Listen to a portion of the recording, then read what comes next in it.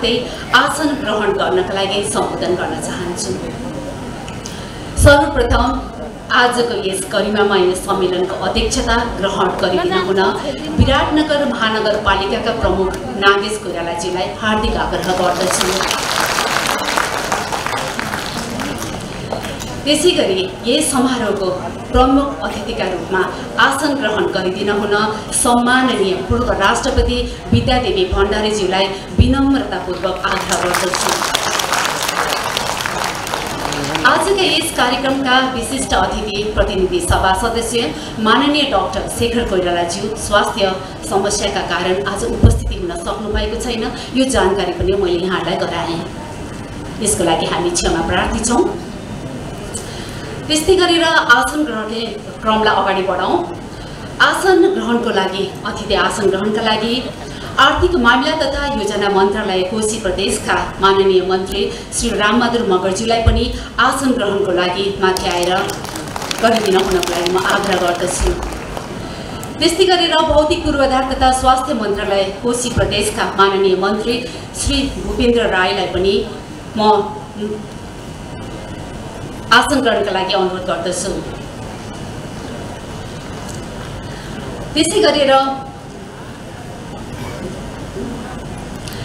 गरेर म जिल्ला समन्वय समिति मोरङका प्रमुख त्योभन्दा अगाडि कोशी प्रदेश सभाका माननीय उपसभामुख श्री सृजना दनुवारलाई पनि म आसन ग्रहणका लागि निमन्त्रणा गर्न चाहन्छु।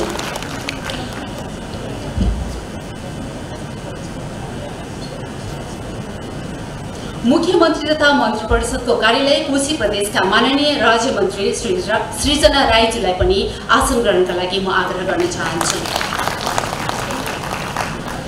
जिल्ला समन्वय समिति मोरङका प्रमुख श्री अजम्बर राईज्यूलाई पनि म आसन ग्रहणका लागि निमन्त्रणा गर्न चाहन्छु। उहाँ आउनुभएको छैन अहिले। त्यस्तै गरेर कोशी प्रदेश सरकारका प्रमुख सचिव श्री चन्द्रकला पौडेलज्यूलाई पनि म आसन ग्रहणका लागि मञ्चमा आसन ग्रहण गर्न म आग्रह गर्न चाहन्छु। काठमाडौँ महानगरपालिका काठमाडौँकी उपप्रमुख श्री सुनिता डम्बोजीलाई पनि म मञ्चमा आसन ग्रहण गरिदिन हुनको लागि आग्रह गर्न चाहन्छु। अलिक जोरदार तालीले उहाँहरूलाई स्वागत पनि गरौँ। उच्च अदालत विराटनगरका माननीय न्यायाधीश श्री श्रीधरा कुमारी पुरा सैनीज्यूलाई पनि म आसन ग्रहण गरिदिन हुनको लागि माथि स्टेजमा आसन ग्रहण गर्नको लागि म अनुरोध गर्न चाहन्छु। त्यस्तै गरेर कोशी प्रदेश सरकारका मुख्य न्यायाधिवक्ता श्री नारायण बस्तीज्यूलाई पनि मञ्चमा आसन ग्रहण गरिदिन हुनको लागि म अनुरोध गर्न चाहन्छु। विराटनगर महानगरपालिका विराटनगरकी उपप्रमुख श्री शिल्पा निराला कार्कीज्यूलाई पनि मञ्चमा आसन ग्रहण गरिदिन हुनको लागि म आग्रह गर्न चाहन्छु।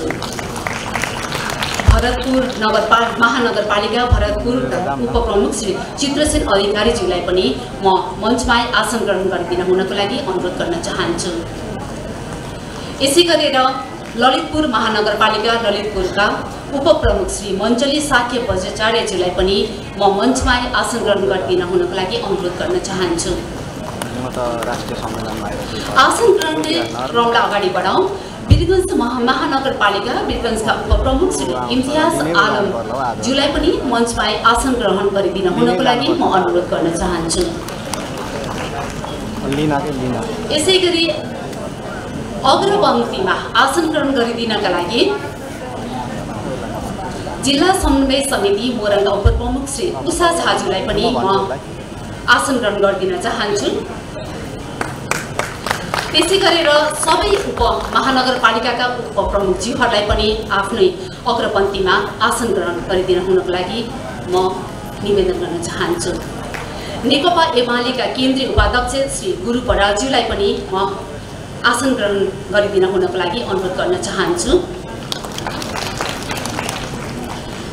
प्रदेश सचिव राजु प्रसाद गुरागाई मुख्यमन्त्री तथा मन्त्री परिषदको कार्यालय कोशी प्रदेशका प्रदेश सचिव राजु प्रसाद गुरागाईज्यूलाई पनि म अग्र पंक्तिमा आसन ग्रहण गरिदिन हुनको लागि अनुरोध गर्न चाहन्छु।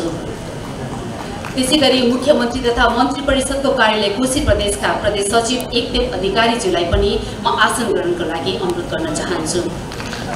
माननीय जिल्ला न्यायाधीश उद्धव प्रसाद भट्टले आज हाम्रा निमन्त्रण यहाँ हेर म नामहरू उच्चारण गर्न चाहन्छु। उहाँहरू आएर खाता लगाइदिन आउनलाई सरिता नेपालजी, अन्जु दाहालजी, गायत्री थापाजीलाई यो खाद्य वितरणको कार्यक्रमपछि हामी राष्ट्रियकरणमा सभा सञ्चालन गर्ने गरी राज्यबाट व्यवस्था गरेको नागरिकको सबैभन्दा नजिकको सरकारका रूपमा पहुँचबिन रहेका नागरिकसम्म विद्युत पुग्यो त विभिन्न कुरीति र नीति र विधि अनुरूप हाम्रा स्थानीय सरकार चल्न सकेका छन् त न्यायिक अधिकार सन्तोष। यिनै चुनौती समस्या समाधान र परिमार्जनका उपाय पालिकाको आयोजनामा नेपालभरिका स्थानीय तहका उपप्रमुख र उपाध्यक्ष सहयोग हुने अपेक्षा आजको यो कार्यक्रमले गरेको छ।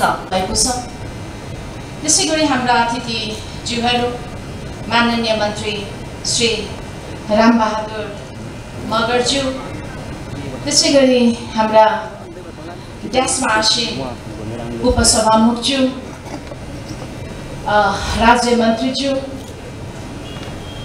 हाम्रा विभिन्न महानगरपालिकाबाट पाल्नुहुने उपप्रमुखज्यूहरू, राजनीतिक दलका वरिष्ठ नेताज्यूहरू, हामीले विभिन्न राजनीतिक दलका नेतागणहरूलाई बोलाएका छौँ। सम्पूर्ण नेतागणहरू, विभिन्न सङ्घ संस्थाबाट प्रतिनिधित्व गर्नुहुने प्रतिनिधिज्यूहरू, सम्पूर्ण उपमहानगरपालिका, नगरपालिका, गाउँपालिकाबाट पाल्नुहुने उपप्रमुख उपाध्यक्षज्यूहरू, विराटनगर महानगरपालिकाका वार्डाध्यक्ष, कार्यपालिका सदस्यज्यूहरू, सम्पूर्ण जनप्रतिनिधिज्यूहरू, ड्यासमा आसीन सम्पूर्ण अतिथिज्यूहरू, पत्रकार मित्रहरू, उपस्थित सम्पूर्ण महानुभावहरूमा हार्दिक स्वागत सहितको नमन टक्राउन चाहन्छु। विराटनगर ऐतिहासिक सहर, विराट राजाको इतिहास बोकेको सहर, औद्योगिक क्रान्तिको इतिहास बोकेको सहर, राजनैतिक नेतृत्वको इतिहास बोकेको सहर विराटनगर र यस सुन्दर ऐतिहासिक नगरी विराटनगरमा यहाँ सम्पूर्णलाई स्वागत गर्न पाउँदा विराटनगर महानगरपालिका अत्यन्त हर्षित महसुस भएको छ। आज हामी उपप्रमुख उपाध्यक्षहरूलाई स्थानीय सरकार सञ्चालन ऐनमा कानुनबद्ध रूपमा आफ्नो काम कर्तव्य जिम्मेवारी प्रष्ट रूपमा व्याख्या गरिएको भए तापनि अझै पनि थुप्रै पालिकाहरूमा प्रमुख, उपप्रमुख, अध्यक्ष, उपाध्यक्ष बीचको तालमेल नमिल्ने, न्यायिक सम्पादनमा कानुनमा हामीलाई तोकिएको अधिकार भए तापनि कार्यान्वयन गर्ने पक्षमा अझै पनि अस्पष्टता हुने, कानुनी रूप र व्यवहारिक कुराहरूको तालमेल नमिल्ने, उपप्रमुखहरूलाई प्रत्यक्ष जनतासँग जोडिने सम्पूर्ण कामहरूको जिम्मेवारी दिएको छ। उपप्रमुखहरूलाई अनुगमनको जिम्मेवारी दिएको छ। भौतिक पूर्वाधार अनुगमन, बजार अनुगमन, राजस्व सङ्कलन र सबैभन्दा ठुलो कुरा बजेट बनाउने कुराहरू, विभिन्न सङ्घ संस्थाहरूसँग आबद्ध भएका जिम्मेवारी हो, एनजिओ आइएनजिओहरूलाई हेर्ने जिम्मेवारी, उपभोक्ता हितका कुराहरू, यी सबै कुराहरूको जिम्मेवारी जनतासँग प्रत्यक्ष जोडिने जिम्मेवारी हो र यति संवेदनशील कुराको जिम्मेवारी उपप्रमुखलाई दिइरहँदा पनि अझै पनि उपप्रमुखहरू म ओझेलमा परे भन्ने कुराको अनुभूति गर्नुभएको छ। तसर्थ यो 2 दिन आज र भोलि हामी उपप्रमुखहरूलाई तोकिएको जिम्मेवारीको विषयमा हामी गहन रूपमा छलफल गर्नेछौँ। विषयविज्ञहरूले हाम्रा जिम्मेवारी, कानुनमा उल्लेख भएका व्याख्या गरिएका कुराहरूको विषयमा हामीलाई प्रेजेन्टेसनको माध्यमबाट प्रस्ट्याउनु हुनेछ र त्यो सँगसँगै हामी ग्रुप डिस्कसन गर्नेछौँ, प्यानल डिस्कसन गर्नेछौँ र उपप्रमुख उपाध्यक्षहरूले आफ्नो पालिकामा भोग्नु भएका कानुनी जटिलताका कुराहरू, व्यावहारिक जटिलताका कुराहरू, ती सबै समस्याहरू प्रश्न उत्तरको माध्यमबाट हामी छलफल गर्नेछौँ र हामीले आशा बोकेका छौँ आजसम्म हामीले भोग्दै आएका अप्ठ्याराहरू, अस्पष्ट कानुन, व्यवहारिक कुरामा जटिलता, प्रमुख उपप्रमुख अध्यक्ष उपाध्यक्ष बीचको तालमेल नमिल्नुको कारणहरू, यी सबै कुराहरूमा जब हामी छलफल क्रमबद्ध रूपमा गरिसक्छौँ तब हामी प्रष्ट भएर यो हलबाट निस्किनेछौँ र आफ्नो पालिकामा जानेछौँ। र यो 2 दिनको बसाइ अत्यन्त महत्त्वपूर्ण बसाइ रहनेछ। विषय विज्ञहरूसँगको छलफल पश्चात भोलि हामी समापनमा विराटनगर घोषणापत्र हामी घोषणा गर्नेछौँ र त्यो घोषणापत्रमा हाम्रा सबै कुराहरू कानुनबद्ध रूपमा संशोधन गर्नुपर्ने कुराहरू, व्यवहारिक रूपमा नमिलेको अस्पष्ट कुराहरू बुन्दागत रूपमा हामीले तयार पारेर घोषणापत्रलाई हामी सम्माननीय प्रधानमन्त्री समक्ष, संघीय सरकार समक्ष हामी पेश गर्छौँ भने प्रदेश सरकार समक्ष पनि हामी त्यसलाई पेश गर्छौँ। र तत्पश्चात फेरि पनि हामीहरू त्यो घोषणापत्रलाई, विराटनगर घोषणापत्रलाई चाहिँ नि हामीले कार्यान्वयन गर्नको निमित्त हरेक प्रधानमन्त्री कार्यालयमा, प्रदेश कार्यालयमा गएर त्यसलाई हामी चाहिँ नि सम्बोधन गर्नको निमित्त पनि अपिल गर्नेछौँ। र हामी सबैले आशा भरोसा, यति उपप्रमुखहरूको यो समय भनेको अत्यन्त महत्त्वपूर्ण समय हो, बजेट बनाउने समय हो। यो समयको महत्त्वपूर्ण समय निकालेर गरिएको यो कामलाई चाहिँ हामीले पक्कै पनि रिजल्ट बेस हुनुपर्छ भनेर हामी लाग्नेछौँ। र 2 दिनसम्मको हाम्रो यो महत्त्वपूर्ण बसाइले जुन परिणाम लिएर आउँछ त्यो परिणाम अहिलेका उपप्रमुख उपाध्यक्षको निमित्त मात्र रहँदैन।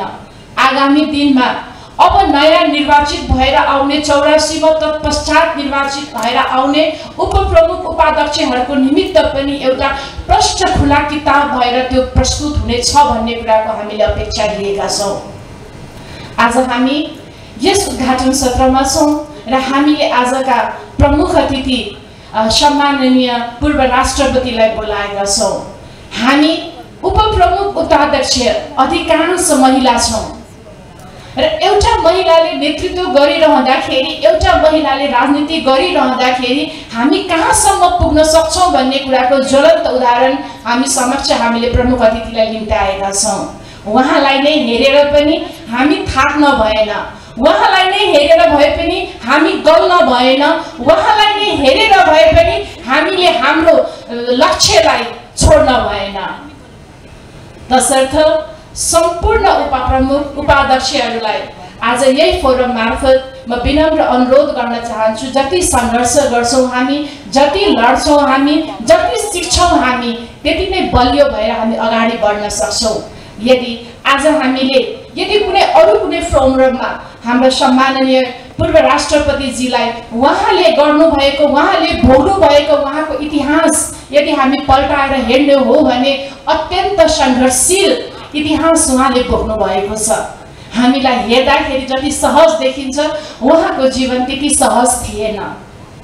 तसर्थ उहाँलाई हेरेर पनि हामीले धेरै कुरा सिक्न सक्छौँ। र आजको यो कार्यक्रम विराटनगर महानगरपालिकाले आयोजना गरिरहँदाखेरि मैले अघि पनि कुरा निकालिसकेका छु। हामीले काम गर्दै जाँदा हामी प्रष्ट नभएर, हामीले एक अर्काको अधिकारको सम्मान नगरेर पालिकामा थुप्रै विभेद छ, पालिकामा थुप्रै समस्याहरू छ। र यहाँहरू समक्ष मैले भन्नै पर्ने हुन्छ, विराटनगर महानगरपालिकाले आज यो जुन उपप्रमुख उपाध्यक्षहरूको जुन यो राष्ट्र भेलाको आयोजना गरेको छ, यसको श्रेय विराटनगर महानगरपालिकाको प्रमुखलाई जान्छ। विराटनगर महानगरको प्रमुखज्यूको अध्यक्षतामा यो कार्यक्रम भइरहेको छ। तसर्थ यो कार्यक्रम पश्चात, यहाँको सिकाइ पश्चात हरेक पालिकाका प्रमुख, उपप्रमुख, अध्यक्ष, उपाध्यक्ष बीचको सम्बन्ध, जनप्रतिनिधि बीचको सम्बन्ध पनि विराटनगरको जस्तै होस् भन्ने कुराको पनि सन्देश दिन चाहन्छु। फेरि पुनः सम्माननीय पूर्व राष्ट्रपतिज्यू, ध्यासमासीन विशिष्ट अतिथिज्यूहरू, विभिन्न पालिकाबाट पाल्नुहुने हाम्रा अतिथिज्यूहरू, यहाँहरू सम्पूर्णलाई यहाँहरूको अमूल्य समय निकालेर आइदिनु भयो। विराटनगरका सम्पूर्ण विराटनगरका जनता, विराटनगरका जनप्रतिनिधि, हामी सम्पूर्ण विराटनगरको तर्फबाट यहाँहरूलाई हार्दिक स्वागत सहितको नमन टक्राउँदै मेरो स्वागत मन्तव्य यही टुङ्ग्याउँछु। हस्, धन्यवाद। पड्काएर स्वागत गरौँ न एकचोटि। अनि मात्रै हामी अरूलाई स्वागत गर्न र त्योसँग काँधमा काँध मिलाएर हिँड्न अगाडि बढ्न हामी सक्षम पनि हुने हामीले महसुस गर्नुपर्छ। जति हामी त्यति नै हामी अझ मजबुत बलियो र साहसिलो पनि बन्दै जान्छौँ। यो समुद्घाटन गरौँ। आजको यो कार्यक्रमलाई समुद्घाटन गरिदिन हुनको लागि आजका प्रमुख अतिथि सम्माननीय पूर्व राष्ट्रपति विद्यादेवी भण्डारीजी। कार्यक्रमलाई समुद्घाटन गरौँ सबैजनाले। र अब फेरि पनि अर्को कुराको अनुरोध गर्न चाहन्छु। पर्दा खोलिरहनु भएको छ। सम्माननीय आजका प्रमुख अतिथि सम्माननीय पूर्व राष्ट्रपति विद्यादेवी भण्डारीजीले पर्दा खोल्नको लागि उहाँले अन गरिसक्नु भएको छ। विराटनगरको एन्ट्री गेटबाट हामी अब सुरु गर्दैछौँ विराटनगरमा प्रवेश गर्नको लागि। र विराटनगर यस सेरोफेरोमा बाँधिएर गीत बुनिएको छ। यसको रचनाकार हुनुहुन्छ माया पौडेलज्यू र त्यस्तै गरेर यसमा सङ्गीत भर्नुभएको छ एलिस कार्कीले।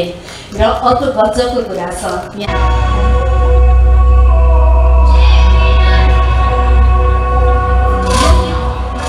यो गीतलाई हेरेपछि विराटनगरमा भएका विभिन्न डाइभर्सिफाइड संस्कृतिहरू यहाँका झलकहरू वेशभूषा रहन्छन् सबै कुरा चाहिँ प्रष्ट हुन्छ।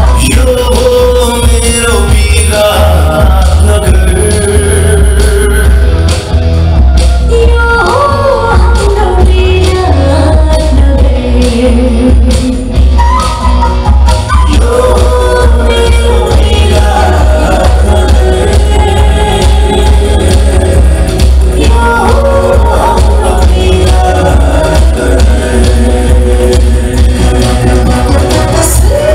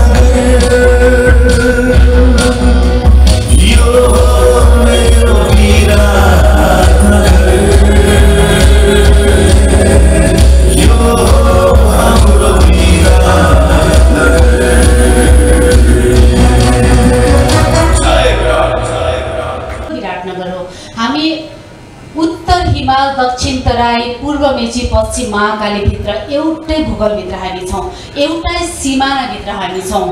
हामीले यो भावना आफूभित्र जबसम्म ल्याउँदैनौँ तबसम्म हामी आफ्नोपनको अनुभूति पनि गर्न सक्दैनौँ।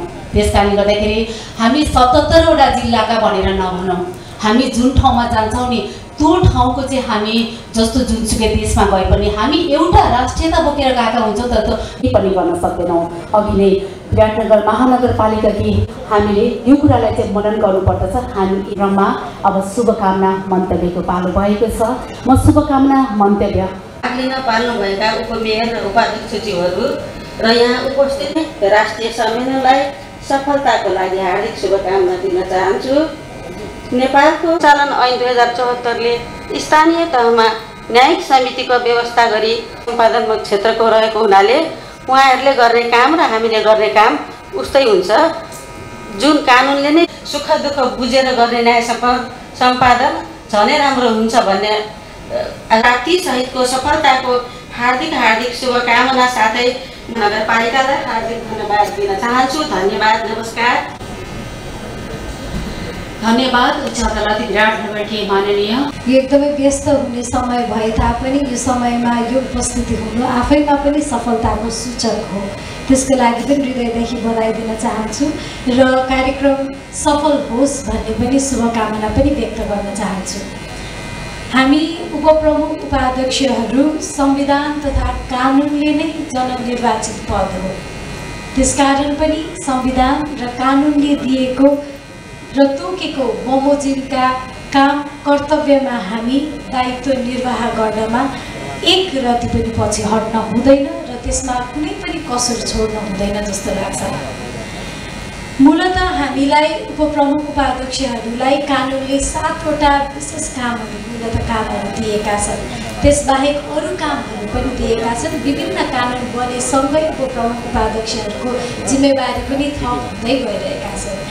ती 7 मूलतः कामहरू जिम्मेवारी हामीले नियमितता, जवाफदेहिता, गुणस्तरीयता र पारदर्शिता यसलाई अभिवृद्धि गर्नका लागि अनुगमनको जिम्मेवारी पनि उपप्रमुख उपाध्यक्षलाई दिएको छ र हरेक विषयमा हामीले अनुगमनको कुरा गरिरहँदाखेरि बजार अनुगमन योजनाको अनुगमन गरिरहँदाखेरि हामीले भुलै नहुने र प्राथमिकतामा राख्नुपर्ने भनेको विषयगत विज्ञहरू पनि रहेका छन्। अनुगमन गर्दाखेरि सबै विषयमा हामी आफै विज्ञ हुन सक्दैनौँ तर हामीले त्यस अवस्थामा पनि विभिन्न विषयका विज्ञहरूलाई नियमित अनुगमन गराउने र त्यही अनुसारको त्यसका प्रतिवेदन उप पनि हामीले सूक्ष्म निगरानी गर्ने दायित्व पनि उपप्रमुख उपाध्यक्षको रहेको छ र केही आवश्यकता परेको खण्डमा केही निकै महत्त्वपूर्ण विषयहरू योजनाहरू छन् र बजार अनुगमनमा पनि त्यस्ता इस्युहरू रहेका छन् भने उपप्रमुख उपाध्यक्षहरूको आफ्नै उपस्थितिमा पनि हामीले अनुगमन गर्ने, परियोजनाहरूको अनुगमन गर्ने र सँगसँगै मूल्याङ्कन गर्ने र यस पद्धतिले पनि विकास गर्दाखेरि उचित हुने पनि देखिन्छ। त्यसको साथै अर्को महत्त्वपूर्ण दायित्व राजस्व परामर्श समितिको संयोजक पनि उपप्रमुख उपाध्यक्ष नै रहेको छ।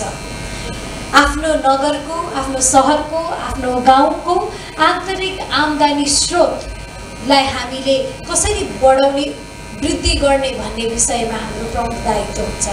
सोही समितिबाट करको दर दायरा बढाउने कुरामा जोड दिने कुरामा भने मानसिक रहने छैन र त्यसै गरी राजस्व क्षेत्र पहिचान गर्नु एउटा मुख्य दायित्व हो भने त्यसैमा हामीले कर निर्धारण गर्दा अर्को महत्त्वपूर्ण पाटो बिर्सनै नहुने र काम गर्दा सम्झिरहनु पर्ने भनेको हाम्रो जनताले हाम्रो सहर, हाम्रो गाउँमा रहेका नागरिकहरूले तिर्न सक्ने क्षमताको मूल्याङ्कन गर्ने पनि यस समितिको दायित्व रहेको छ र त्यसको साथै प्रगतिशील भएर अघि बढ्नु नै एक उत्कृष्ट उपाय हुन्छ, विशेष गरी राजस्व करसँग जोडिरहँदाखेरि।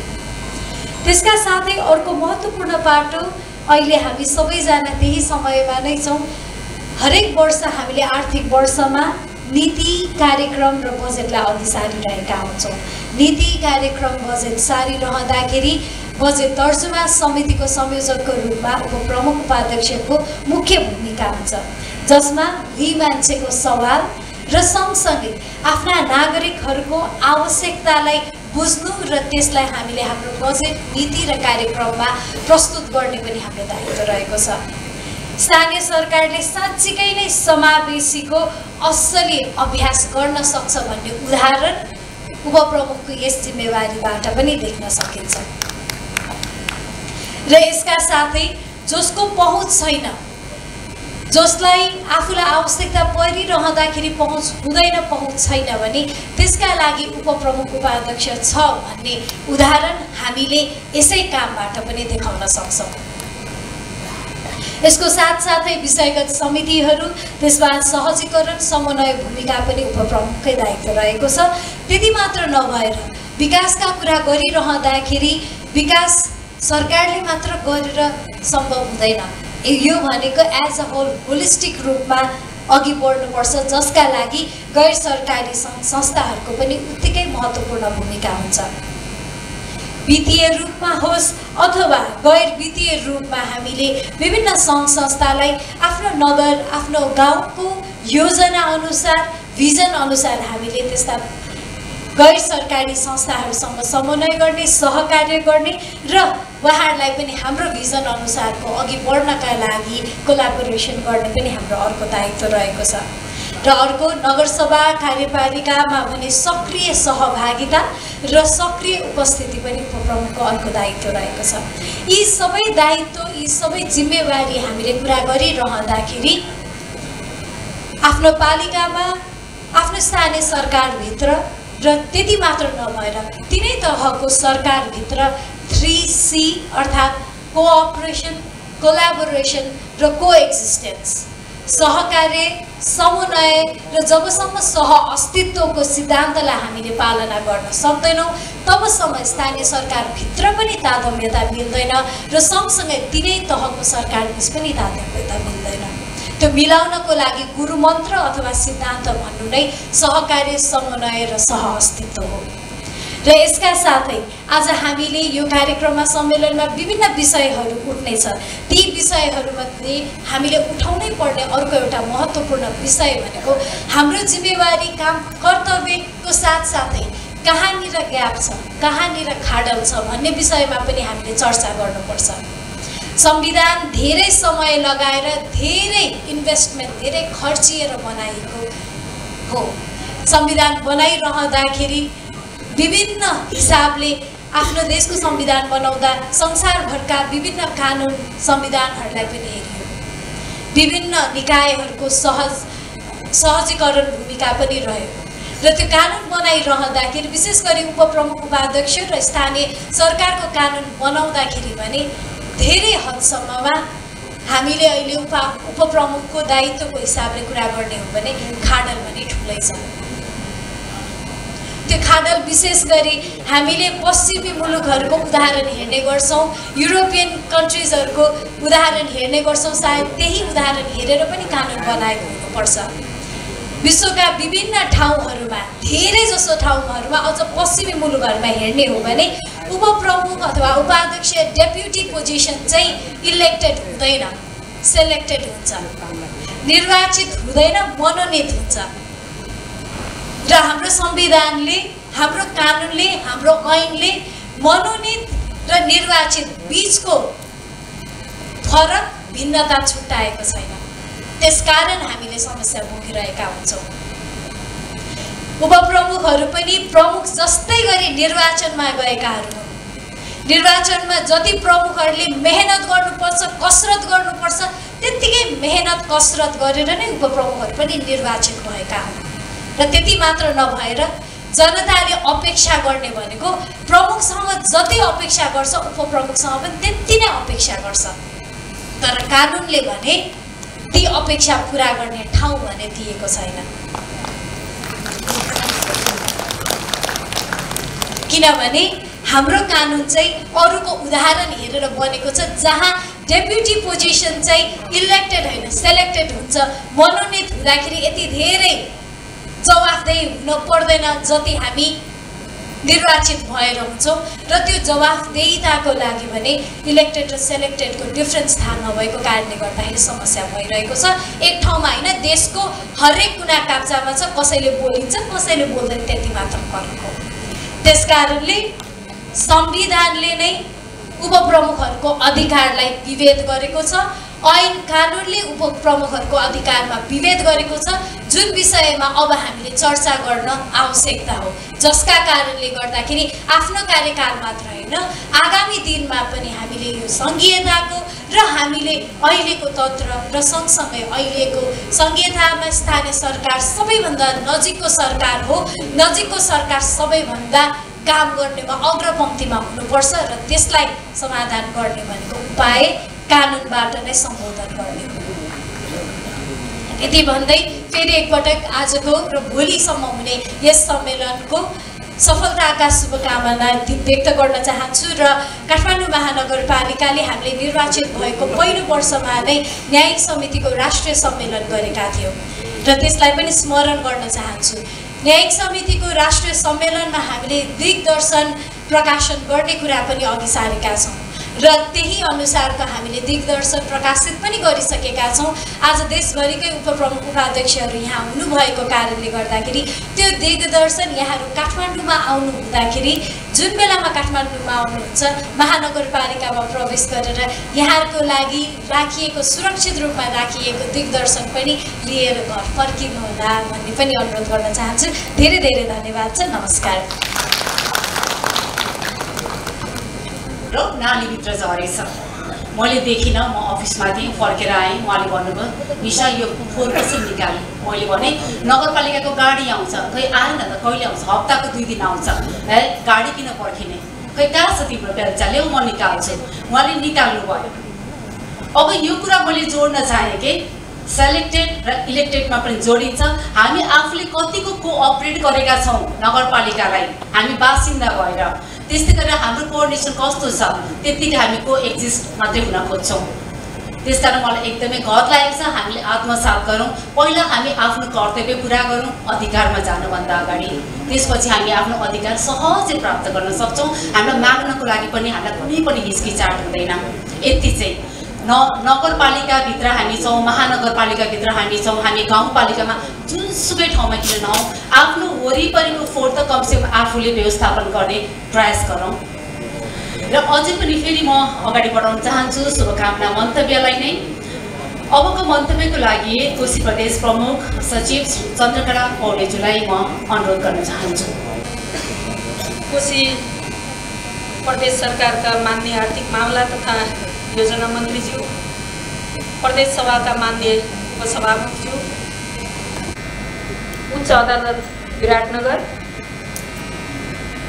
प्रदेश सरकार प्रमुखज्यूहरू, राजनीतिक दलका प्रतिनिधिज्यूहरू, निजी क्षेत्रको छाता सङ्गठनका र उपस्थित सम्पूर्ण महानुभावहरू र सँगसँगै यस कार्यक्रमको लागि पूर्ण उपप्रमुखज्यूहरू, म यहाँहरू सबैलाई हार्दिक नमन गर्दछु। सरकारको कर्मचारीको रूपमा म कार्यरत रहँदा यो राष्ट्रिय सम्मेलनमा यो मौकाको लागि म आयोजन विराटनगरका र आवश्यकताको सम्बोधन गर्ने अभिभारा स्थानीय तहलाई संविधान र कानुनले नै प्रदान गरेको छ।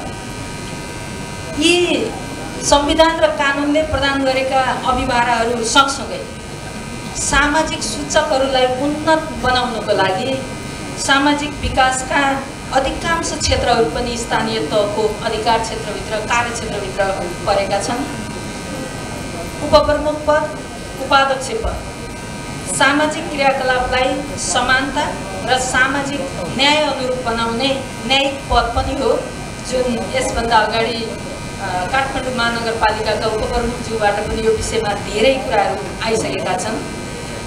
धेरै कामहरूमध्ये मैले मुख्य रूपमा आज 3टा कामहरू, एउटा न्याय निरूपण गर्ने न्यायिक समितिको संयोजक हुनुहुन्छ यहाँहरू, योजना कार्यक्रमहरू तर्जुमा गर्नको लागि स्थानीय तहमा उपलब्ध हुने स्रोतहरूको व्यवस्थापन गर्ने राजस्व परामर्श समितिको संयोजक यहाँहरू नै हुनुहुन्छ र प्राप्त भएको राजस्वलाई विभिन्न योजनाहरू कार्यक्रमहरू मार्फत कार्यान्वयन गर्न बजेट तर्जुमा गर्ने समितिको संयोजक पनि यहाँहरू हुनुहुन्छ।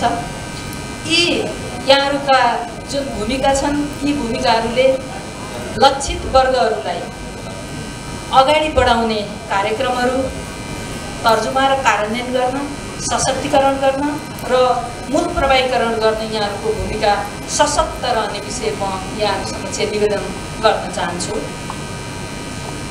75% भन्दा बढी उपप्रमुख र उपाध्यक्षज्यूहरू महिला हुनुहुन्छ, यो तथ्याङ्क छ हामीसँग। त्यो सन्दर्भमा म केही विषय महिलाका पनि राख्न चाहन्छु। 51% भन्दा बढी जनसङ्ख्या महिलाको छ, झन्डै 70% महिलाहरू साक्षर छन्, 23% भन्दा बढीको सम्पत्तिमा अधिकार भएको छ। अहिले एकै नासको नभए पनि जनप्रतिनिधिको रूपमा यहाँहरूको उपस्थिति बढ्दो क्रममा रहेको छ। सङ्घीय संसदमा, प्रदेश सभामा र स्थानीय तहमा पनि। निजामतीमा पनि हामी 29% कर्मचारीहरू पुगेका छौँ, महिला कर्मचारीहरू। महिलाहरूका सूचक र मानव विकाससँग सम्बन्धित सूचकहरू क्रमशः अगाडि बढेका हाम्रा प्रतिवेदनहरूले देखाउँछ, हाम्रो अवस्थाले पनि त्यो विषय देखाउँछ। यी सबै अवस्था हुँदाहुँदै पनि कुल महिलाहरूको सङ्ख्यालाई 100% मानेर हेर्दा त्यसको 43% महिलाहरूले आर्थिक उपार्जनका काम गर्दैनन्, यो हाम्रो तथ्याङ्क हो। 43%ले नगर्दा बाँकी 57% आर्थिक उपार्जनमा केन्द्रित छन्, तर त्यो मध्येको पनि 57% महिलाहरू कृषि क्षेत्रमा छन्। अनि बाँकी 21% महिलाहरूले अरू व्यक्तिहरूको लागि काम गर्छन्। 0.7% महिला आफै रोजगारदाताको रूपमा रहेको अवस्था छ र बाँकीले चाहिँ यी पेसागत र आधारभूत स्तरका हाम्रा जस्ता विभिन्न कामहरू गरेको देखिन्छ। यी तथ्याङ्कले के देखिन्छ भने अबको हाम्रा नीति कार्यक्रम तीनै तहका सरकारहरूको कार्यक्रमहरू महिलाहरूको आर्थिक सशक्तिकरणका लागि जानुपर्नेछ र उद्यम विकासका लागि जानुपर्नेछ भन्ने देखिन्छ।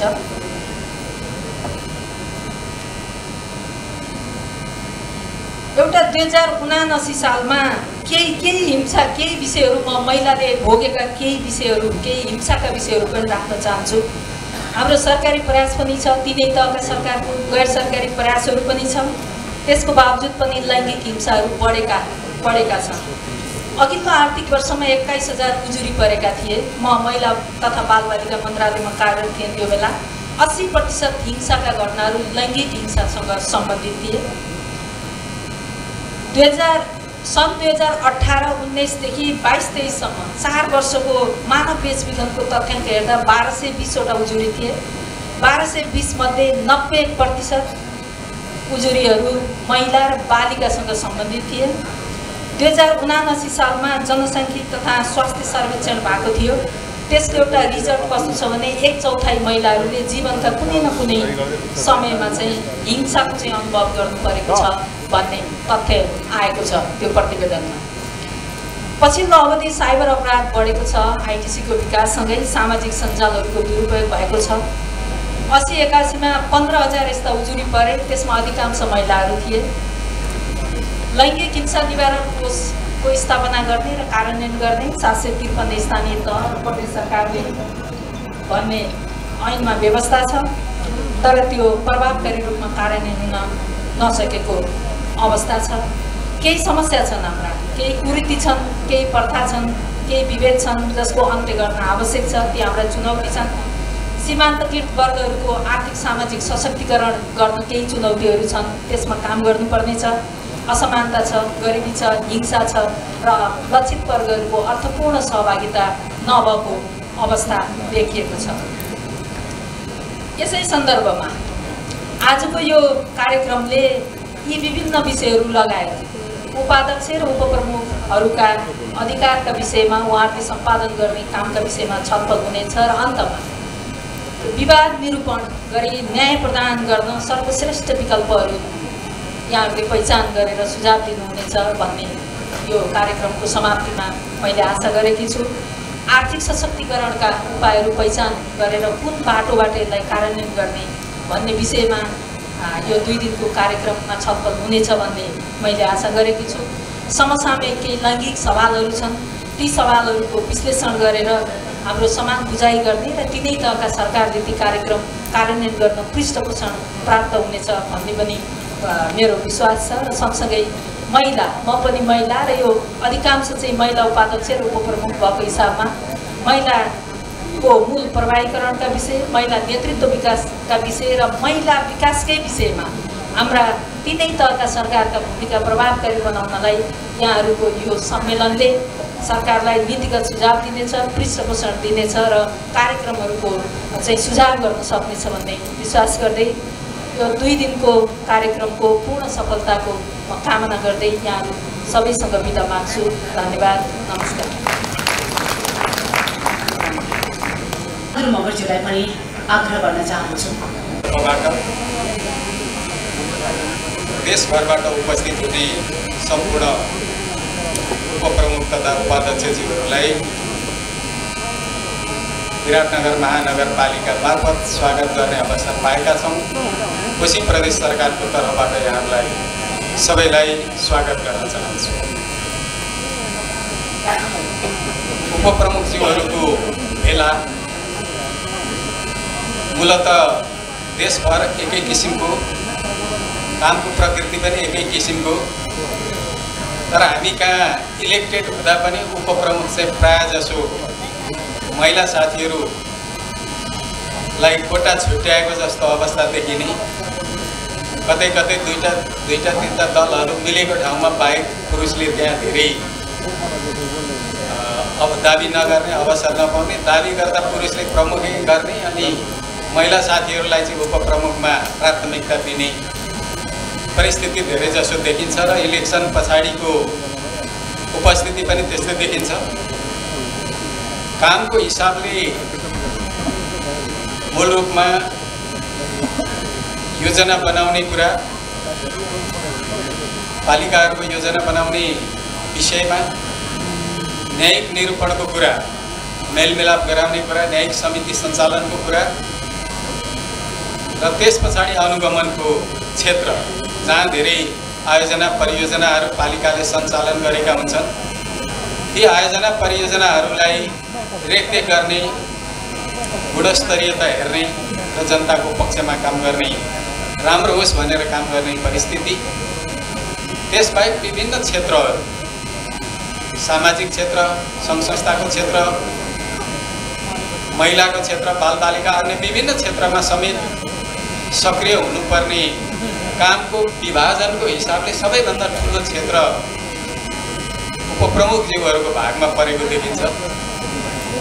हामीले कहिलेकाहीँ आफ्नो कामको क्षेत्रलाई डिफिनेसन कसरी गर्छौँ र सक्रियता कसरी बढाउँछौँ भन्ने मुख्य कुरा हेर्नुपर्ने परिस्थिति छ।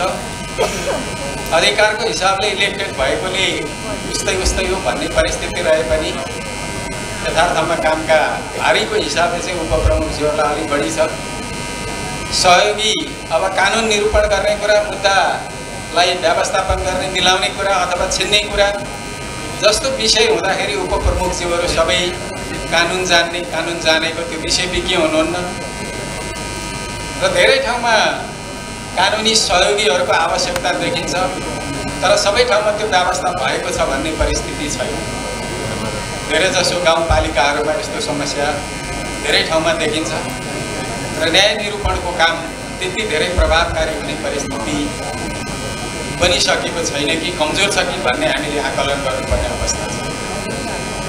गुणस्तरीयता जाँच्ने अथवा अनुगमन गर्ने काममा पनि प्राविधिक जनशक्ति आफू सँगसँगै भएर पनि सजिलो परिस्थिति बन्दै, सडक बनाएको छ, कुलो खानेपानी छ, अन्य विभिन्न क्षेत्रहरू छन्, विकास निर्माणका आयोजना परियोजनाहरू छन्, त्यो सबैको अनुगमन गर्ने काम यहाँहरूले जे जति पाउनु भएको छ।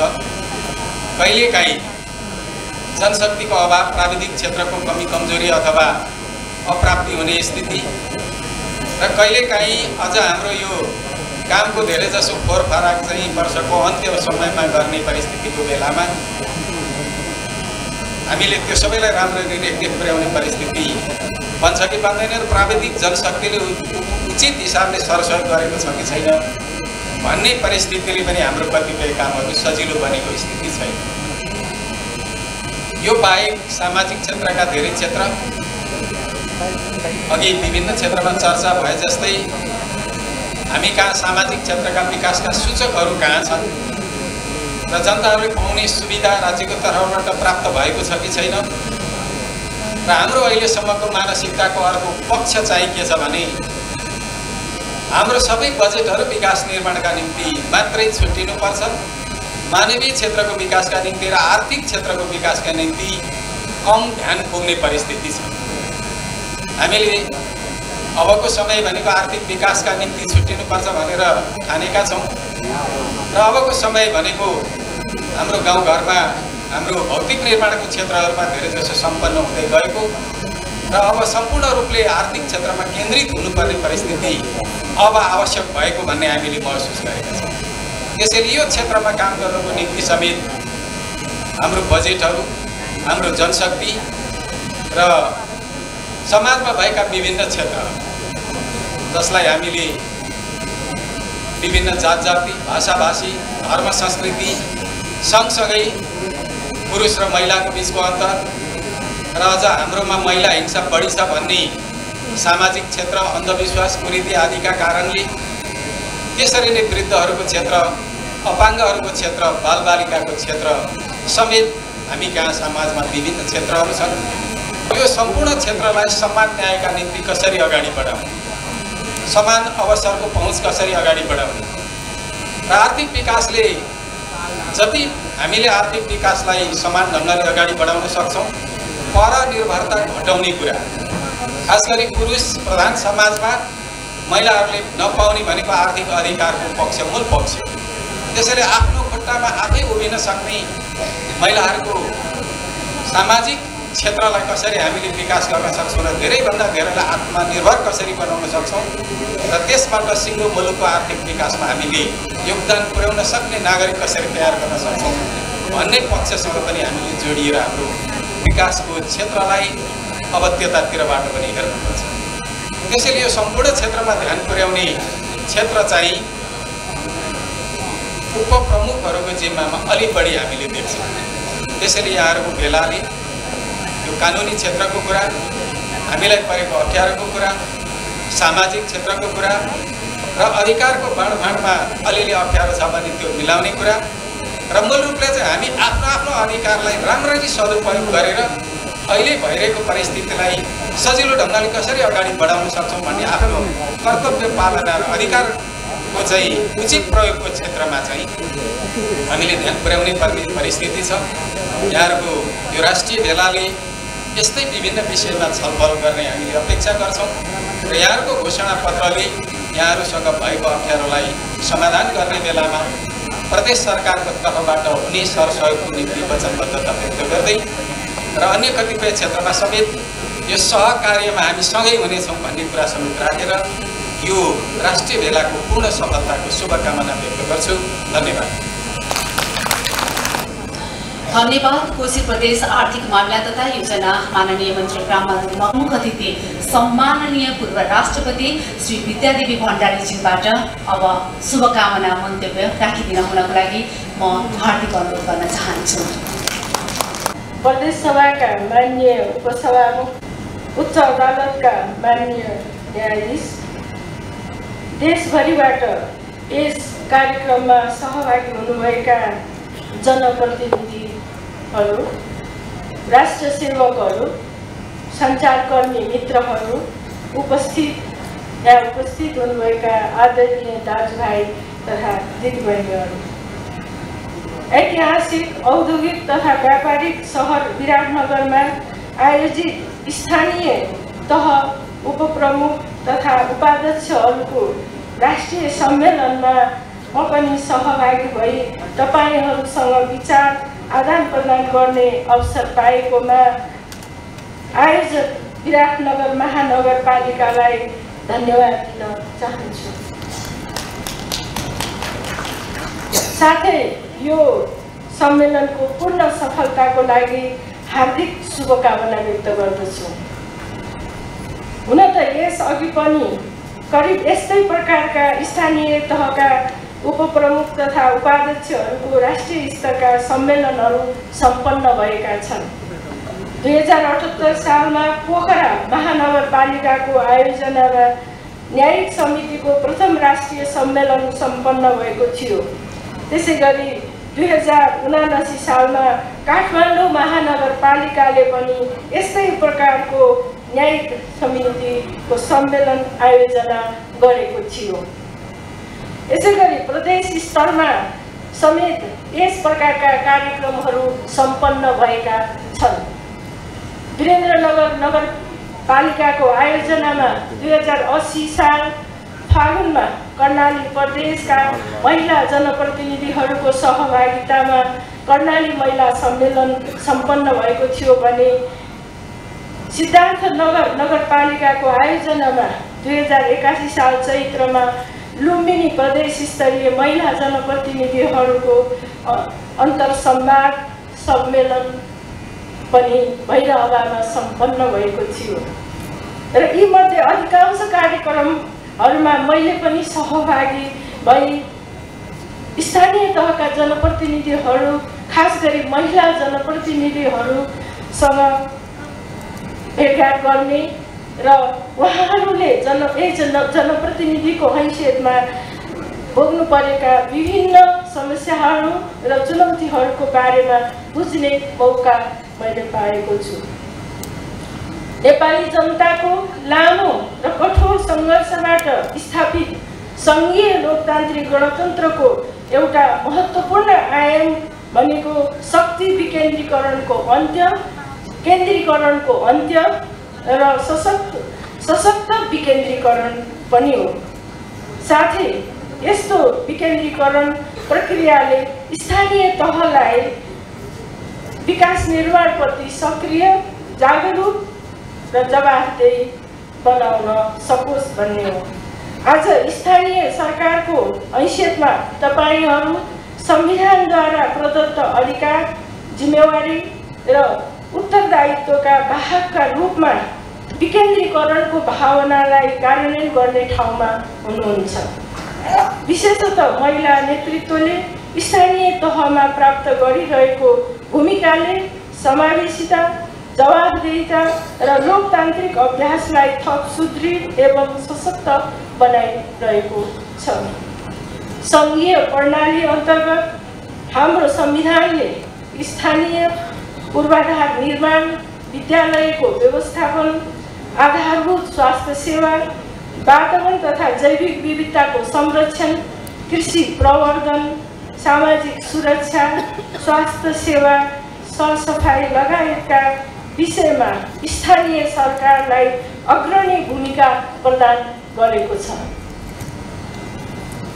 अब यी दायित्वहरू पुरा गर्ने जिम्मेवारी तपाईहरूको हो र यसमा सफल हुँदा तपाईहरू मात्र सफल हुनुहुन्न, बरु विकास निर्माण प्रक्रियाले समेत सफलता पाउनेछ।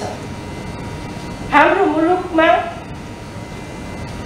स्थानीय तहका उपप्रमुख तथा उपाध्यक्षहरूलाई संविधान र प्रचलित कानुनद्वारा स्थानीय स्तरमा विवाद समाधान गर्ने, स्थानीय सरकारको नीति तथा कार्यक्रम तर्जुमा गर्ने, गैर सरकारी संस्थासँग समन्वय गर्ने, उपभोक्ता हितको संरक्षण गर्ने, विकास निर्माण परियोजनाहरूको अनुगमन तथा सुपरिवेक्षण गर्ने लगायतका अत्यन्त महत्त्वपूर्ण जिम्मेवारी प्रदान गरेको छ।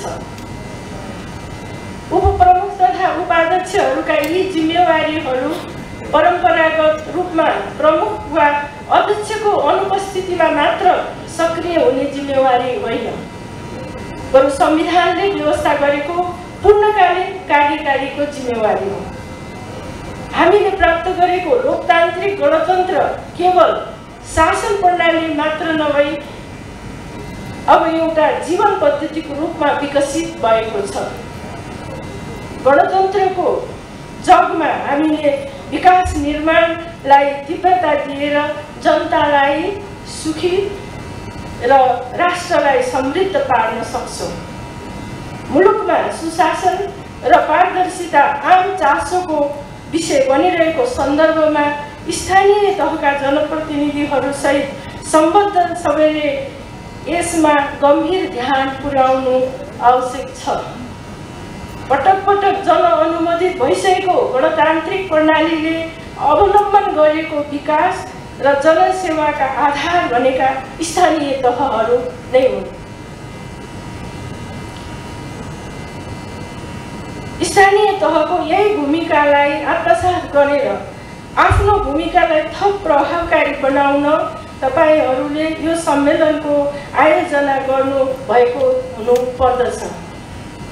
तसर्थ यो सम्मेलनलाई तपाईहरूले आफ्नो कार्यक्षेत्रमा सम्हाल्नु भएको जीवन्त अनुभव, झेल्नुभएका समस्या र सामना गर्नुभएका चुनौतीका बारेमा गहन छलफल गरी तिनको समाधानका लागि सम्भावित उपायहरूको सामूहिक रूपमा खोजी गर्ने महत्त्वपूर्ण अवसरका रूपमा मैले बुझेको छु। नेपालको संविधानले सङ्घीय शासन प्रणाली मार्फत स्थानीय तह अन्तर्गत स्थानीय सरकारलाई अधिकार सम्पन्न तथा जनताप्रति उत्तरदायी बनाएको छ। संविधानले प्रमुख तथा उपप्रमुख, अध्यक्ष वा उपाध्यक्ष मध्ये कम्तीमा एकजना महिला अनिवार्य रूपमा निर्वाचित हुनुपर्ने व्यवस्था गरेको छ। यस संवैधानिक व्यवस्थाले महिलाको प्रतिनिधित्व मात्र सुनिश्चित गरेको छैन, नेतृत्वदायी भूमिकामा महिलाको सहभागिता बढाएर विकास निर्माणका सारथी महिला पुरुष दुवै हुन् भन्ने मान्यतालाई पनि स्थापित गरेको छ। संविधानको यही मर्म र प्रावधान अनुसार आज यहाँ उपस्थित स्थानीय तहका अधिकांश प्रमुख उपप्रमुखहरू, स्थानीय तहका उपप्रमुख र उपाध्यक्षहरू महिला हुनुहुन्छ। यद्यपि राज्यका विभिन्न अङ्ग तथा निकायहरूमा महिलाको मात्रात्मक सहभागिता वा औपचारिक प्रतिनिधित्व मात्र पर्याप्त हुँदैन। उहाँहरूको भूमिकालाई प्रभावकारी बनाउन महिला जनप्रतिनिधिहरूको कार्यक्षमता, निर्णय सामर्थ्य र नेतृत्व क्षमता निरन्तर अभिवृद्धि गर्दै लैजानुपर्ने अत्यन्त आवश्यक छ।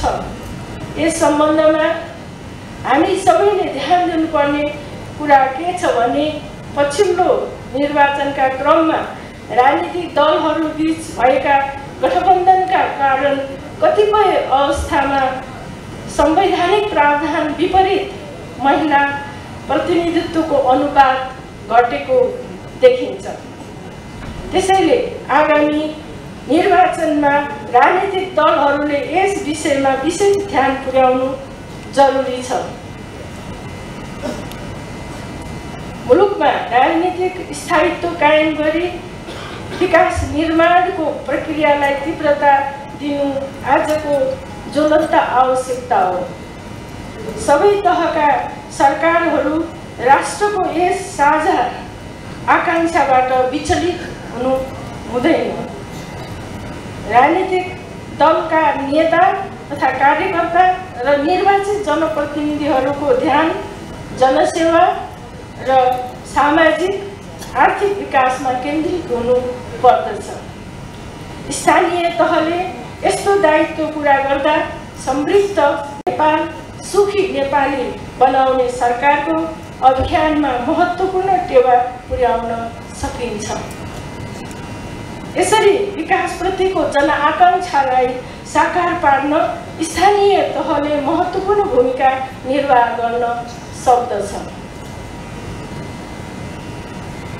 आज विश्व नै जलवायु सङ्कटको गम्भीर प्रभावमा रहेको यथार्थ सबैका सामु प्रष्ट छ। यस्तो चुनौतीपूर्ण परिस्थितिमा वातावरण संरक्षण, दिगो विकास र जलवायु अनुकूलनका लागि हरित आर्थिक क्रान्तिमा स्थानीय सरकारले जोड दिनु पर्दछ।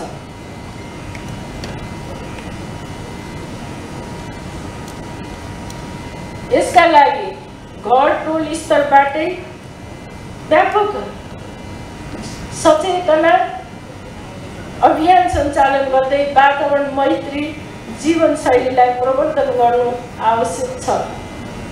आजका बालबालिका भविष्यका जिम्मेवार नागरिक हुन्, तसर्थ उनीहरू नानीहरूलाई गुणस्तरीय शिक्षा प्रदान गर्नु राज्यको महत्त्वपूर्ण दायित्व हो। आधुनिक शिक्षा प्रणाली विज्ञान प्रविधि र नवप्रवर्धनको विकास बिना दिगो सामाजिक तथा आर्थिक प्रगति सम्भव छैन। त्यसैले बालबालिकाको शारीरिक तथा मानसिक विकास सुनिश्चित गर्न बाल विकास केन्द्र पूर्व प्राथमिक तहदेखि विद्यालयहरूमा पौष्टिक आहार तथा दिवा खाजाको व्यवस्था गर्न स्थानीय तहले विद्यालय र अभिभावकसँग प्रभावकारी समन्वय गर्नुपर्दछ। आमा समूहहरू छन्, हामीहरू यिनीहरूलाई परिचालन गरेर स्वस्थकर खाना खुवाउने प्रबन्ध गर्न सक्छौँ र अस्वस्थकर खानाको कुलतबाट हामी बालबालिकालाई जोगाउन सक्छौँ। यसमा स्थानीय तहले पहल गर्नुपर्दछ। यसैगरी सार्वजनिक स्वास्थ्य प्रणालीलाई सुदृढ बनाउन सुरक्षित खानेपानी र उचित सरसफाइको व्यवस्थालाई प्राथमिकता दिनु नितान्त आवश्यक छ। त्यसैगरी कृषि क्षेत्रको विकास बिना खाद्य सुरक्षा, आत्मनिर्भर अर्थतन्त्र र समृद्ध राष्ट्रको परिकल्पना गर्न सकिँदैन। कृषिको आधुनिकीकरण तथा व्यवसायीकरण मार्फत कृषि सेवाप्रति युवा पुस्ताको आकर्षण बढाउनु अपरिहार्य छ। यदि कृषि आधारित उद्योगहरूको विकास गर्न सकियो भने उत्पादन र उत्पादकत्वमा उल्लेखनीय वृद्धि हुन सक्छ, जसबाट बढ्दो व्यापार घाटालाई समेत न्यूनीकरण गर्न सकिन्छ। साथै यसले वैदेशिक रोजगारीको बढ्दो प्रवृत्तिलाई रोक्न र युवा शक्तिको आन्तरिक उपयोग गर्न महत्त्वपूर्ण योगदान पुर्याउने छ भन्ने मलाई लागेको छ। यस परिप्रेक्ष्यमा कृषि प्रणालीको सुदृढीकरणका लागि स्थानीय तहले योजनाबद्ध दीर्घकालीन र प्रभावकारी भूमिका निर्वाह गर्नुपर्दछ। यसका लागि कृषि पूर्वाधारको विकास, प्रविधिमा पहुँच, सिँचाइ सुविधाको विस्तार तथा बजार व्यवस्थापनमा स्थानीय तहको नेतृत्व र सक्रिय सहभागिता अनिवार्य छ। स्थानीय तहलाई जनताको घर दैलोमा सेवा पुर्याउने सुदृढ संयन्त्र बनाउन र विकास निर्माण प्रक्रियालाई तीव्रता दिन प्रचलित कानुन तथा नीति नियमका दस्तावेजमा उपप्रमुख तथा उपाध्यक्षहरूको अधिकार, भूमिका र कार्यक्षेत्रलाई स्पष्ट र प्रभावकारी ढङ्गले परिभाषित गर्नुपर्दछ।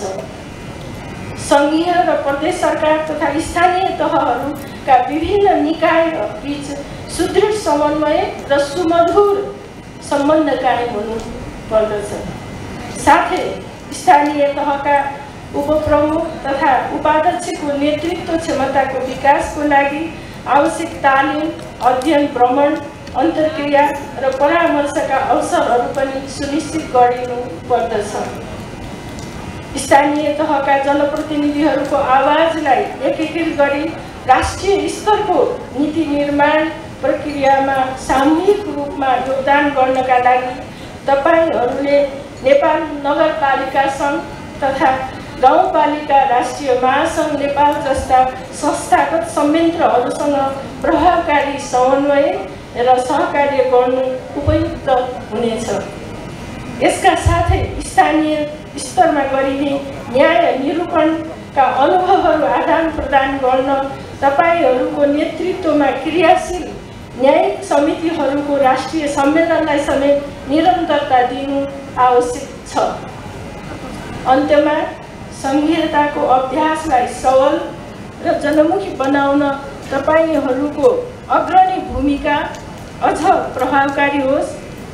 लोकतन्त्रको जरा स्थानीय तहमा गहिरो बनोस् र सामाजिक न्याय, समावेशिता तथा लैङ्गिक समानता जस्ता मूल्यहरू व्यवहारमै सुदृढ हुन् भन्ने कामना गर्दै यो सम्मेलनको पूर्ण सफलताको शुभेच्छा व्यक्त गर्दछु। धन्यवाद।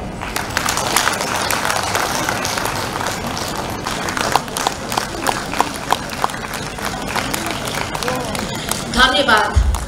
र यसै गरी मायाको चिन्हको क्रमलाई अगाडि बढाउनका लागि मायाको चिन्ह लिदिन हुनको लागि सृजना, त्यसै गरी मायाको चिन्ह लिदिन हुनको लागि माननीय राज्य मन्त्री, यसै गरी मायाको चिन्हलाई अगाडि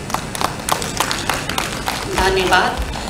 मायाको चिन्ह दिन हुनको लागि माननीय न्यायाधीश श्री श्रीधरा कुमारी बुढासैनीज्यूलाई मायाको चिन्ह दिन हुनको लागि पनि म अनुरोध गर्न चाहन्छु।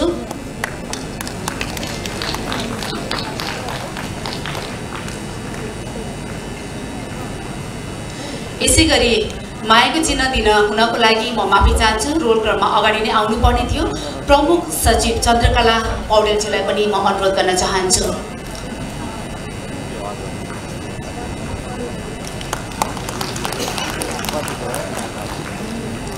र मायाको चिन्ह दिन हुनको लागि म फेरि पनि अनुरोध गर्दछु ललितपुर महानगरकी उपप्रमुख मञ्जली साक्य बजाचार्यज्यूलाई।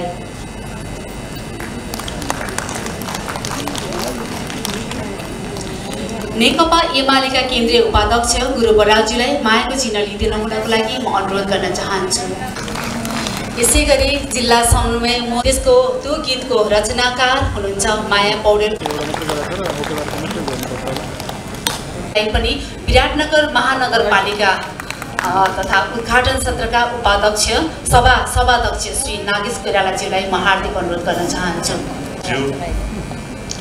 जिल्ला समन्वय समिति मोरङका उपप्रमुखज्यू, कोशी प्रदेश सरकारको प्रमुख सचिवज्यू, विभिन्न महानगर उपमहानगर नगरपालिका र गाउँपालिकाका उपप्रमुख तथा उपाध्यक्षज्यूहरू, विभिन्न मन्त्रालयका सचिव र सरकारी निकायका प्रमुख तथा प्रतिनिधिज्यूहरू, सुरक्षा निकायका प्रमुखज्यूहरू, विभिन्न राजनीतिक दलका प्रमुख तथा प्रतिनिधिज्यूहरू, उद्योगिक व्यवसायीज्यूहरू, पत्रकार र अन्य सम्पूर्ण सहभागीज्यूहरू, दुई तीनवटा कुरा मात्र राख्न चाहे। पूर्व वक्ताहरूले थुप्रै कुरा राखेर गइसक्नु भएको छ। विशेष गरी चाहिँ यो अहिले पूर्व वक्ताहरूले राखेको कुराले के बुझ्यो भन्दाखेरि खालि महिलाको अधिकार मात्र बुझ्यो। यो महिलाको अधिकारको लागि चाहिँ भेला आयोजना भयो होइन, यो आयोजना भएको चाहिँ नि उपप्रमुखहरूको अधिकारको लागि, उपाध्यक्षज्यूहरूको अधिकारको लागि हो। त्यसमा चाहिँ तपाईँहरूले गहन गर्नुहोला, मनन गर्नुहोला र गहन तरिकाले चाहिँ छलफल गरेर जुन घोषणापत्र निस्किन्छ त्यसले तपाईँहरूका भएका तपाईँहरूलाई लागेका कुराहरू तपाईँहरूलाई चाहिँ के भन्दाखेरि जुन कुराले चाहिँ के भन्दाखेरि पछाडि धकेलिरहेको छ त्यो कुराले कसरी चाहिँ के भन्दाखेरि निराकरण गरेर अगाडि बढ्ने त्योतर्फ चाहिँ तपाईँहरू चाहिँ अगाडि बढ्नुहोस् भन्ने म शुभकामना व्यक्त गर्न चाहन्छु। र यो भन्दै गर्दाखेरि आज विराटनगर महानगरपालिकाभित्र तपाईँहरू सबैजना आउनुभएको छ। यहाँ सबैजना चाहिँ हार्दिक स्वागत गर्न चाहन्छु। यहाँहरूको बसाइ विराटनगर महानगरपालिकाभित्र सुखद रहोस्। केही समस्या पऱ्यो भने हाम्रो कर्मचारीहरू सबैजना हुनुहुन्छ, उहाँहरूसँग तपाईँहरूले समन्वय गरेर केही कमी कमजोरी छ भने त्यसलाई चाहिँ सच्याउने हामी चाहिँ पुरा प्रयास गर्नेछौँ। र तपाईँहरूको 2 दिनको जुन बसाइ छ यसमा चाहिँ गहन छलफल हुनेछ। जुन छलफलहरू मध्येबाट प्र्याक्टिकल कुराहरू थुप्रै छन्। जस्तो उदाहरणको लागि के छ भन्दाखेरि उपप्रमुखज्यूहरूलाई अनुगमनको चाहिँ भाग दिएको छ। अनुगमन गर्न जानुहुन्छ तर के भन्दाखेरि टेक्निकल भाग कुरा के पनि बुझ्दैन नि त। उपप्रमुखज्यूहरूले टेक्निकल पाटो कुनै पनि बुझ्नु भएको हुन्न। त्यो इन्जिनियरले भनेको कुरामा अथवा कर्मचारीले भनेको कुरामा चाहिँ उपप्रमुखले सही गर्नुपर्छ। अब त्यो सही गर्दाखेरि चाहिँ के हुन्छ भन्दाखेरि अख्तियार लाग्ने अथवा चाहिँ के भन्दाखेरि नराम्रो लान्छना लाग्ने चाहिँ नि परिपाटी छ। त्यस कारण चाहिँ यसबाट कसरी बाहिर निस्किन सकिन्छ, यस्ता खालका थुप्रै समस्याहरू छन् तपाईँहरूसँग। ती समस्याहरूको विषयमा चाहिँ तपाईँहरू गहन छलफल गर्नुहोस्। भोलिका दिनमा घोषणापत्र जारी गरेर हामी गएर सरकारलाई दबाब दिँदै गर्दाखेरि, सङ्घ सरकारलाई, प्रदेश सरकारलाई र हाम्रै सरकारलाई पनि दबाब दिँदै गर्दाखेरि कसरी चाहिँ के भन्दाखेरि यो समस्याहरू चाहिँ निराकरण गरेर अगाडि बढ्न सकिन्छ। हामीले त दुःख पायौँ ठिकै छ, तर आउने चाहिँ उपाध्यक्षहरू उपप्रमुखहरूले चाहिँ दुःख नपाउन्। कमसेकम हाम्रो पालामा भए पनि हामीले चाहिँ यतिसम्म गऱ्यौँ भन्ने इतिहास चाहिँ तपाईँहरू अगाडि बढ्नुहोस् भन्ने शुभकामना व्यक्त गर्न चाहन्छु। र यो शुभकामना व्यक्त गर्दै गर्दाखेरि हामी महानगरपालिकाले आयोजना गरेको जुन कार्यक्रम छ त्यसमा पनि धेरै कमी कमजोरीहरू पनि भयो होलान्, हुन पनि जाने होलान्। तर यी सबै कमी कमजोरीलाई चाहिँ नजरअन्दाज गरेर तपाईँहरू जुन कुरालाई आउनुभएको छ, जुन कामलाई आउनुभएको छ त्यसमा फोकस गरेर अगाडि बढ्नुहोस् भन्ने शुभकामना सहित विशेष गरी चाहिँ मेरो उपप्रमुख एउटा विराटनगर महानगरपालिका एउटा उदाहरण पनि हो। यो महिनामा उदाहरण हो कि हामीहरूको बिचमा चाहिँ कहिले पनि यहाँ जनप्रतिनिधि हाम्रो सबैजना वडाध्यक्षज्यूहरू पनि बस्नु भएको छ, कार्यपालिका सदस्यज्यूहरू बस्नु भएको छ, परिषदका सदस्यज्यूहरू पनि बस्नु भएको छ। हामीहरूको बिचमा कहिले पनि के भन्दा वैमनस्यता भएन। हामी एक खालको एक टिका भएर चाहिँ अगाडि बढिराख्यौँ। आज 3 वर्ष भइसक्यो, 4थो वर्षमा हामी प्रवेश गरिरहेका छौँ, तर पनि हामीहरू बिचमा कुनै विवाद छैन। कुनै कुनै पालिकामा चाहिँ विवाद हुँदैन जस्तो देखिन्छ, तर पछिल्लो समय चाहिँ आएर विवाद भएको पनि छन्। त्यसै कारण चाहिँ यस्ता खालको विवादहरू पनि विवाद रहित बनाएर उपप्रमुखले पाउने अधिकार उपप्रमुखको प्रमुखले पाउने अधिकार पनि प्रमुखको हुने गरी तपाईँहरूले चाहिँ के भन्दाखेरि एउटा निष्कर्ष निकाल्न सक्नुभयो। तपाईँहरूको पनि अधिकार सुरक्षित हुने गरी र मेयरहरूको पनि अधिकार सुरक्षित हुने अथवा प्रमुखहरूको अधिकार सुरक्षित हुने गरी तपाईँहरूले बाटो निकाल्नुभयो भने त्यसले गर्दाखेरि चाहिँ नि महानगरपालिका अथवा चाहिँ नगरपालिका अथवा चाहिँ नि गाउँपालिका अथवा चाहिँ के छ त्यो चाहिँ उपमहानगरपालिका जसरी चाहिँ के भन्दाखेरि सहज हुन्छ त्यो हिसाबले चाहिँ के भन्दा जनताले पनि सहज हिसाबले अथवा नगरवासीले अथवा गाउँवासीले चाहिँ नि सहजतापूर्वक चाहिँ नि सेवा पाउँछन्। त्यसै कारण त्योतर्फ चाहिँ हामी सबैजनाको सोच बनाएर अगाडि बढ्नुपर्छ भन्ने म शुभकामना व्यक्त गर्न चाहन्छु र म विशेष गरी चाहिँ बधाई दिन चाहन्छु मेरो उपप्रमुखज्यूलाई। उहाँले नै कानुन शाखा मार्फत चाहिँ नि प्रदेश सरकारसँग कुरा गरेर यो कार्यक्रम आयोजना गर्नुभएको छ। अध्यक्षता मैले गरेँ होला, तर टेक्निकली मैले अध्यक्षता गरेँ पनि सबभन्दा बढी चाहिँ भूमिका उहाँकै रह्यो। त्यस कारण चाहिँ उहाँलाई पुनः एकपटक चाहिँ म